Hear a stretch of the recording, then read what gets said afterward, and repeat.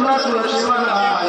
এমন কোন গুনাহ আমরা জমিনের মধ্যে কি করছি না করছি, লুকাইয়া গুনাহ মানুষের বলে আল্লাহ ওই অন্তরের মধ্যে থেকে সরে গুনাহ, ওই জমিনের মধ্যে এমন কোন গুনাহ নাই যেটা আমরা তারা হইছে না। আল্লাহ বলি আল্লাহ বলি তাকে শপথ করেছিলাম জমিনের মধ্যে যত গুনাহ করছি আল্লাহ রাতে আমরা তাকে জীবনে কোনো গুনাহ হয় না।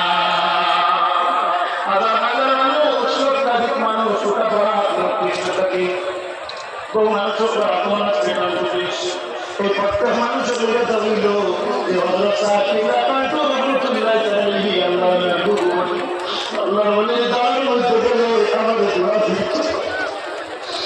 আল্লাহ বলে কিনা মধ্যে গেলে আমাদের দোয়া দিত না।